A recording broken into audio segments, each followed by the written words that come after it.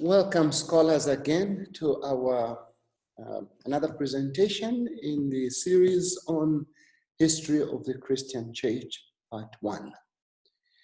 May the good Lord, who is always with us, who has watched over his church, help us as we understand the movement that God has so taken care of, the Christian Church. Today's presentation is focusing on the barbarians and the impact of the conversion of the barbarians into the Christian church. You remember when we listened to our last presentation in the past that I shared two major entities or events that impacted the church. One was the church and the state, when Emperor Constantine, unlike his other emperors who persecuted the Christian church, Constantine made the church an ally and began working with it. We shared the challenges that brought to the church. But in this presentation, we want to focus on the barbarians and how the church related now to the barbarians and the impact the barbarians had on the church as it pulled through history. It would be important at this point to put this presentation in context. Remember, in the beginning of the 300s, Emperor Constantine is converted and Christianity is finally made in 395 as the official religion of the Roman Empire. But even though the Romans did that, Rome was under severe attack from the barbarians. These were coming in, and we see in 410 the barbarians sack Rome. And finally, in 476, Rome, or the Roman Empire, falls. And so these are the forces that the church is faced with, keeping in mind the mission of the church is not to establish a kingdom on earth. So they were not trying to establish a kingdom in the place of the Roman Empire. Neither was the church trying to establish a kingdom that will rule the barbarians. The Christian church, its mission was to take the everlasting gospel to the world. And the world included the Romans, it included the barbarians, these are the Germanic tribes. And so the church, as it were, is like a ship which is passing through different waves with a different mission. The church does not replace or take over the state.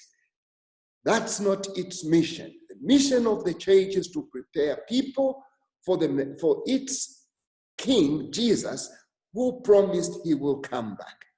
The church's mission is not to keep the barbarians away when they are invading. Their role is to attempt to convert the barbarians, prepare them for the kingdom that is to come. But then how does the church maneuver its way and carry out its mission in the context of all this? This is the Roman Empire at its height, the way it was, the colors in red.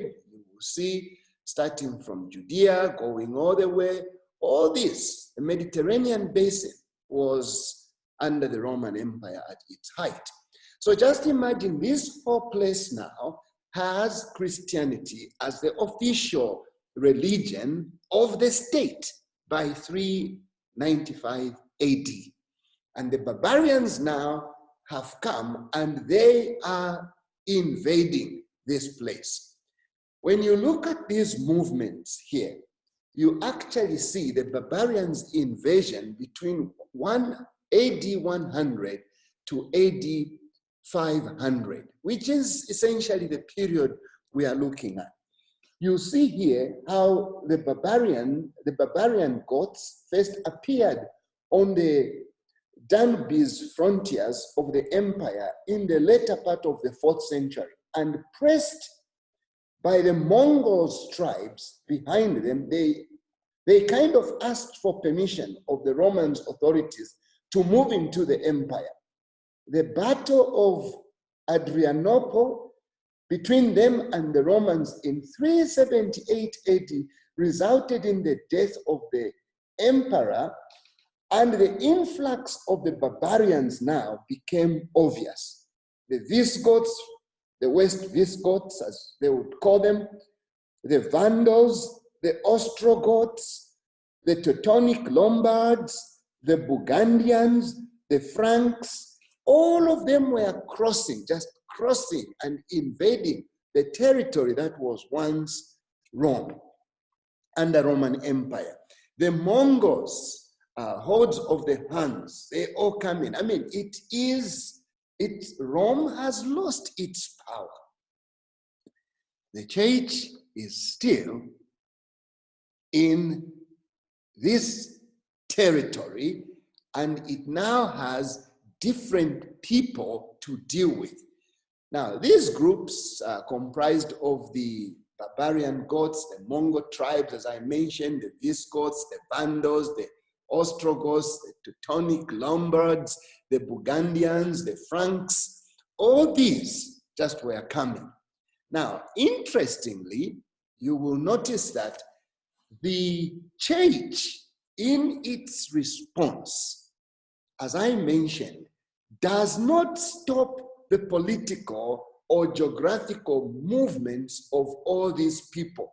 Instead, the church simply takes over or continues with its mission, which is to convert people and bring them to Christianity. Now, the evangelization of Europe had begun as early, and when I say Europe now, I'm talking beyond even the immediate Mediterranean basin. It had begun earlier, and we do have evidence in history of one by the name Ulfilas, who lived between 311 and 383, and he lived among the Gothic people. One historian put it this way: missionary work began among the Goths before the Visigoths poured over into the Roman Empire. This man, Ulfilas, became the missionary to those groups. He was an Arian Christian who felt the call to missionary work among these people. He consecrated himself to God. He worked so successfully that when the Goths came into the Roman Empire, many of them came as Christians. As the first outstanding missionary translator, he reduced the language of the Goths to writings after creating an alphabet and gave them the scriptures in their own tongue. Now, this is pretty good approach and stuff. He left the immediate Roman Empire and lived among the Gothic people. He learned their languages, created an alphabet, and began teaching them and began giving them scriptures, even while they were still out. When they came now to invade Rome, many of them came as converts. They were already Christians. So even though they were taking over the territory of the Roman Empire, they were already converted. Martin of Tours, whose years spanned between 316 and 396, is known to have preached to the Burgundians. What is interesting about this, the Burgundian people, is apparently they were fighters, adopting rather rough and ready pioneering tactics in carrying out the gospel to these people. Martins decided to actually work with them within their understanding. One of the interesting stories told about this is that when Martin realized that these people were so warlike in nature, he actually taught them from the Bible books that emphasized the love and the care of Christ Jesus, and left out some of the stories in the Bible that talk about wars, fighting between each other, because these people were already, as it were, warlike people. Again, Martin worked with them. Then came Patrick. Patrick went and preached to Ireland. Patrick existing again between 389 to 461, became a missionary to the Ireland, and he was taken from Britain to Ireland by pirates at the age of 16. He lived in Ireland tending cattle for 6 years, but upon his return to his homeland, he felt called to labor among the people of Ireland as a missionary. And so from 432 to 461, he worked among the Celts of the Ireland, and despite the efforts of the priests that worked sometimes against him, he managed to make Ireland a strong center of Celtic Christianity. That is how, again, the message went to Ireland. We have here, and I've shared Columba, who from 521 to his life spans from 521 to 597, became an apostle to Scotland. It is stated that actually in 563 on the island of Iona, this man, Columba, founded a monastery that became a center for the evangelization of Scotland. It was now from here that not only did he manage to bring Scotland under influence of Christianity, but by founding this monastery, it actually became a center of training people to actually go out and do evangelism. Now let's keep in mind here, what is it that we are trying to say? What we are trying to say is the Christian church, whose mission is heaven-bound, now began finding its way to all the people around, so that it was not limited to because the Roman Empire is now falling, therefore the Christian church is breaking.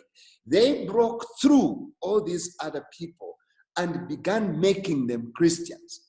Now, the interesting part, history actually narrates this very well in one of the books, history books by John Harrison and Richard Sullivan, entitled A Short History of the Western Civilization, that the influx now of the barbarians coming into the church was enormous. I mean, the church was, as it were, being paralyzed by so many people coming and pouring into the church that it had an impact that we will now look at. What were the results of converting barbarians? Like I was saying, the church found that as people were pouring into the church in thousands, there was little time spent to prepare them so that they would be fit into Christian practices and beliefs. Let me comment on this. Remember, the church is not just a club that you join blindly. The church involves conversion of the heart. It involves changing practices from the pagan background into the Christian background. It involves adopting beliefs that would be contrary to some of the pagan backgrounds of the new converts. But because of the influx of the because of the influx of the barbarians into the Christian church did not have time enough to train them, to prepare them on what it means to be a Christian, the beliefs they had to believe, and the end result was many of them brought odd patterns of life and customs with them into the church. Now, this is interesting to notice because this is maybe one lesson that we can pick from the experience of the church in mass conversions. You know, today in the Christian church, we have times when you find when an evangelistic campaign is conducted, sometimes not just hundreds, but thousands pour into the church and believe. The truth of the matter is, those thousands have only consented to the name Christ Jesus in most cases. But they may not have understood what does it mean to be a Christian. What practices can you now live under or practice as a Christian? What beliefs do you have to embrace to be a solid Christian? The end of it is you find these mass conversions. They come with their customs. They actually just put on, as it were, a gown called Christianity, but inside their life is purely still in the lifestyle that they led with all its customs, but they become church members. Now, the danger to this is that the church's culture, by culture now I mean the church's way of life that is acceptable, can then be affected because the majority of the people don't understand. Can you imagine these people now start taking over as elders of the churches, but they are not grounded? This is the time when saints worship, for example, was substituted for the old hero worship. There were traditions before in most of these pagan groups that heroes were worshipped. But now, the same practice of worshiping heroes is now when they get converted into the church, they find all these great believers, leaders in the church, they start practicing saints worship. Many ritualistic practices that severed off paganism found an open door into the church.